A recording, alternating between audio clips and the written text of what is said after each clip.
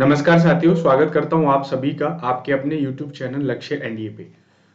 Thumbnail देखकर आप समझ गए होंगे कि हम किस बारे में इस वीडियो में बात करना जा रहे हैं। और इस वीडियो में बेसिकली हम बात करेंगे कि एनडीए एग्जाम के बाद अब आपको रिटन की भी प्रिपरेशन करनी है और एसएसबी की भी प्रिपरेशन करनी है।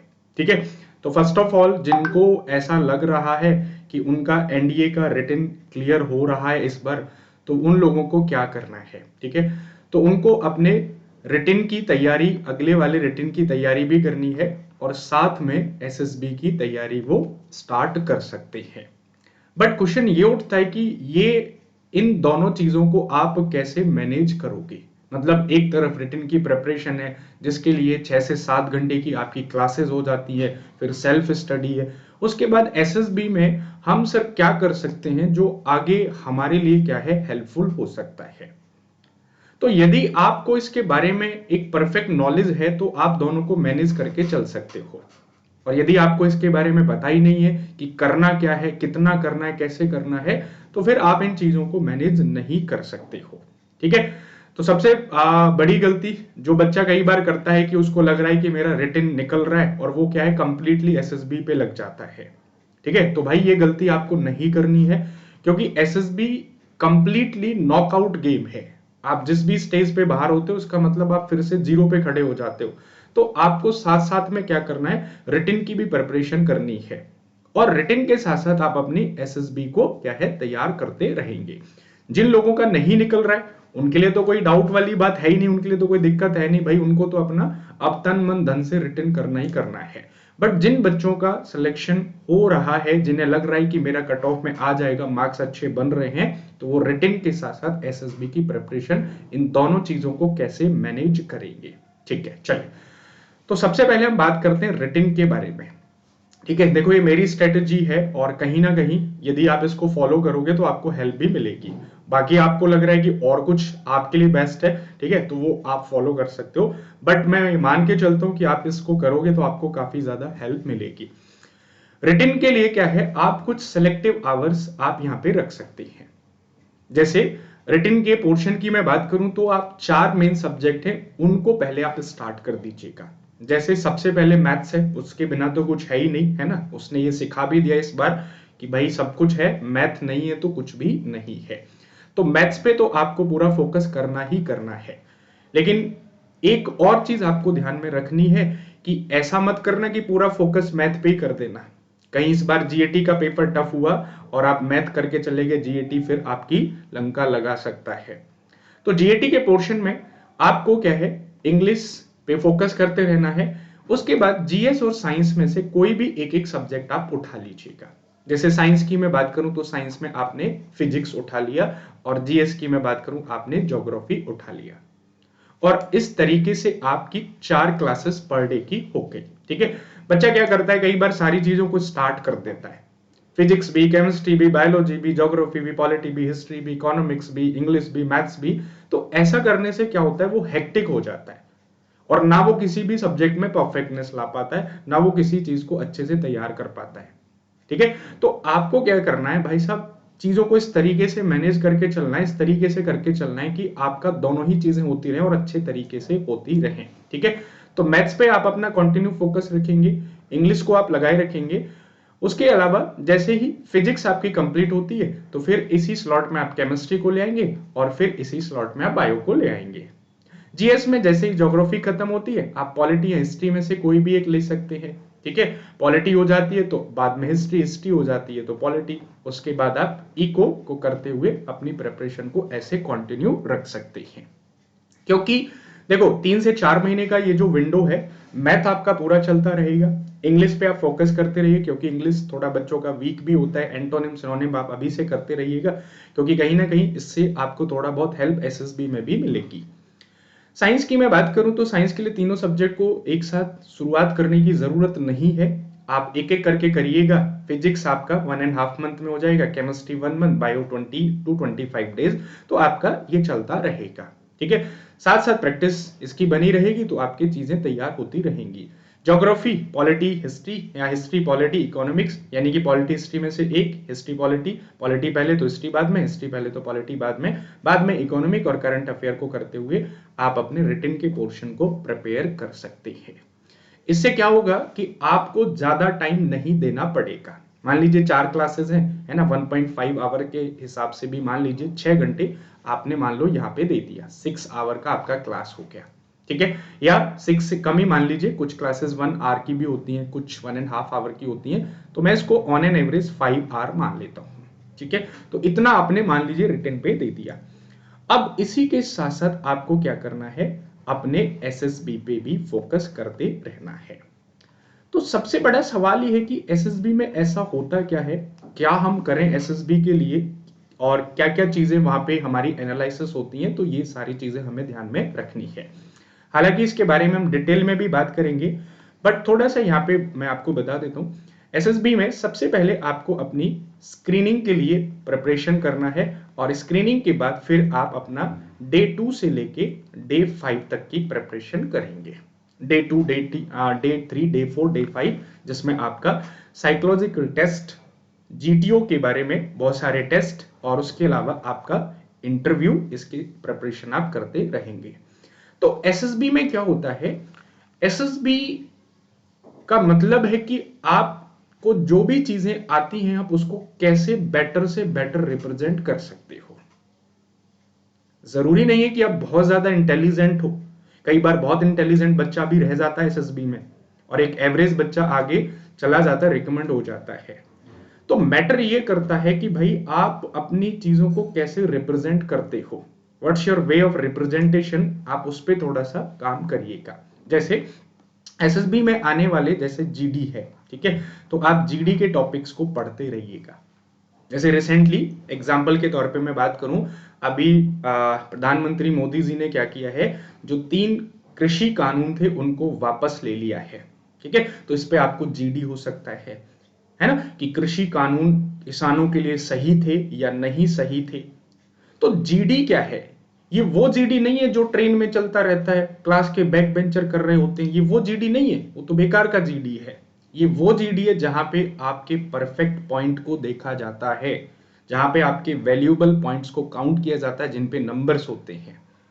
एक होता है ना बैक बेंचर्स का जो जीडी होता है, उनका अलग करंट अफेयर चल रहा होता है ना, तो वो वाला करंट अफेयर नहीं भाई साहब, यहाँ पे दूसरा करंट अफेयर आपको रखना है।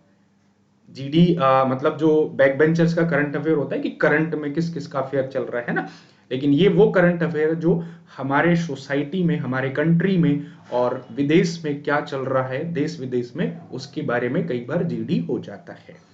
उसके साथ साथ लेक्चरेट के जो टॉपिक होते हैं, ठीक है, आपका एक लेक्चर होता है लेक्चरेट, उसके टॉपिक को आप थोड़ा थोड़ा पढ़ते रहिएगा, क्योंकि देखो उसके बारे में आपको नॉलेज होगी तभी आपका लेक्चरेट अच्छा होगा। इंग्लिश तो सिर्फ एक मीडियम है रिप्रेजेंट करने का, बट आपके पास वैलिड पॉइंट ही नहीं होंगे तो आप कैसे रिप्रेजेंट करोगे, आप हिंदी में भी नहीं कर पाओगे, आप वहीं घुमा फिरा के उसी चीज को बोलते रहोगे, और वो क्या है, वो वैल्यूएबल नहीं होता है। तो उसके बारे में थोड़ा सा आपको क्या है, नॉलेज होनी चाहिए। तो जीडी के टॉपिक्स हो गए, लेक्चरेट हो गए, उसके साथ साथ ये सारी चीजें आपकी कहां से, करंट अफेयर से प्रिपेयर होती रहेंगी, ठीक है। जो भी करंट इश्यूज चल रहे हैं, जो भी करंट टॉपिक चल रहे हैं, ठीक है, डिफेंस से रिलेटेड, कंट्री से रिलेटेड, पीस से रिलेटेड, तो इनसे क्या है, जीडी के टॉपिक्स और लेक्चरेट के टॉपिक ये बन जाते हैं। उसके साथ साथ और आप क्या कर सकते हैं, तो आपके स्क्रीनिंग में क्या होता है, एक रीजनिंग टेस्ट होता है। क्या होता है, रीजनिंग टेस्ट होता है, जिससे आपकी क्या बनती है, OIR बनती है, ऑफिसर इंटेलिजेंस रेटिंग, ठीक है।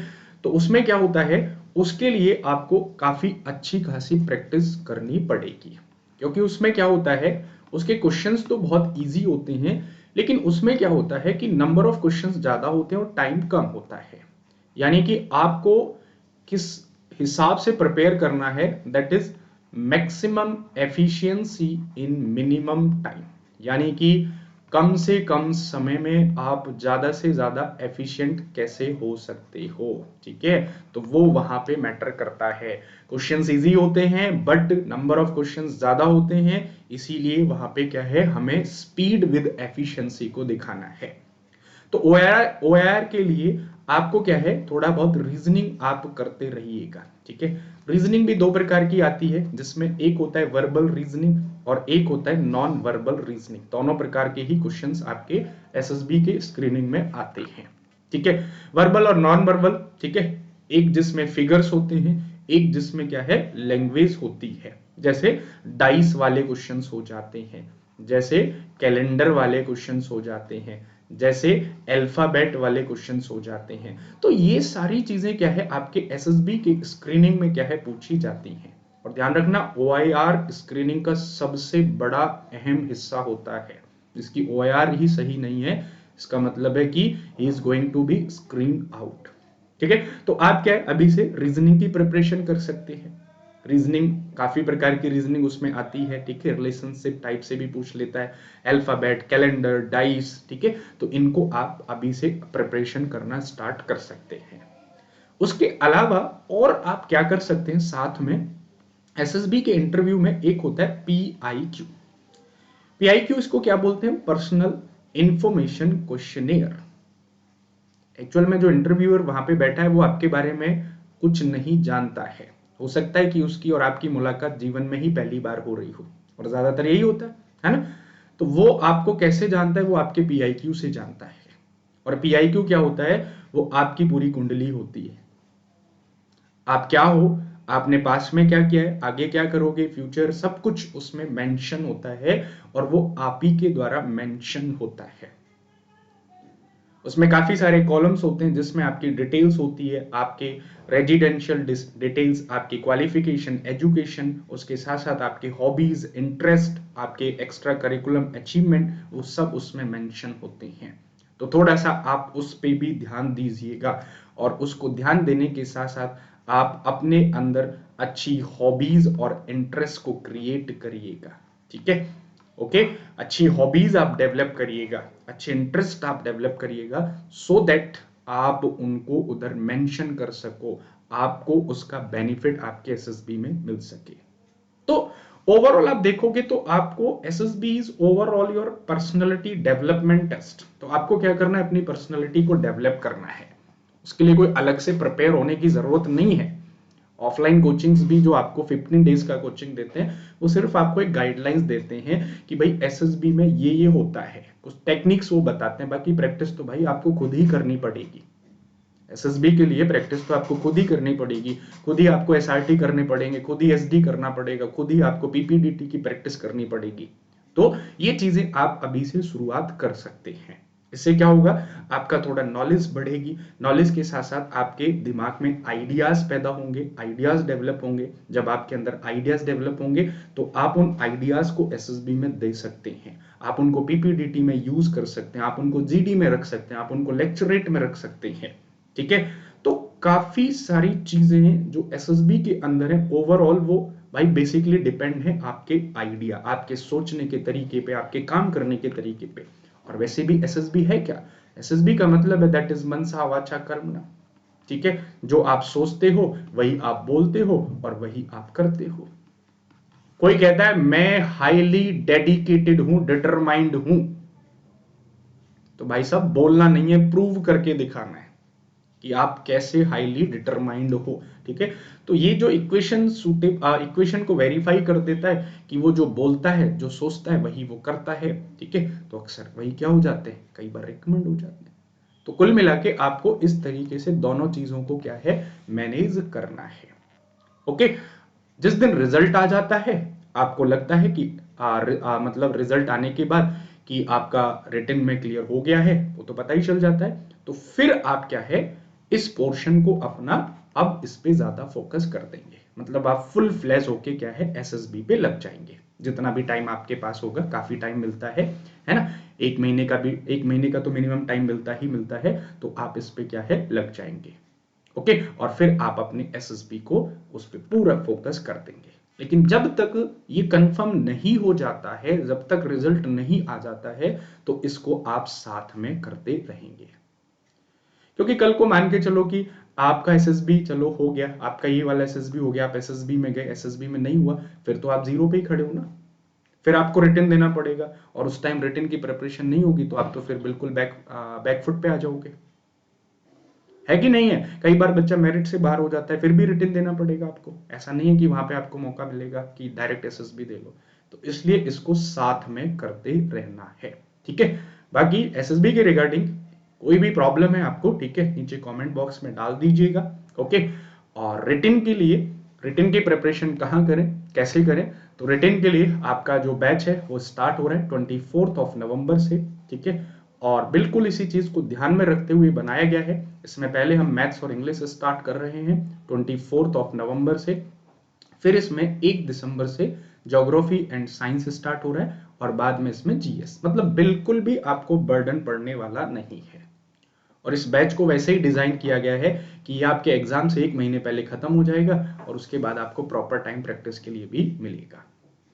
बाकी जो बच्चे नए हैं, जो दोनों के लिए ही प्रिपेयर करना चाहते हैं, वो अनअकैडमी का ये बम्पर ऑफर यूज कर सकते हैं, जिसपे 12 मंथ का यदि आप सब्सक्रिप्शन लेते हो तो इसमें आपको एसएसबी फ्री मिलेगा by using the code SS30, ठीक है। You will get the 10% of by using the code SS30। ये कोड आप लगा सकते हैं, ये कोड आप यूज कर सकते हैं। बाकी कोई भी डाउट है इससे रिलेटेड, आप कमेंट बॉक्स में नीचे डाल सकते हैं, वहां पे ही मैं आपको रिप्लाई कर दूंगा।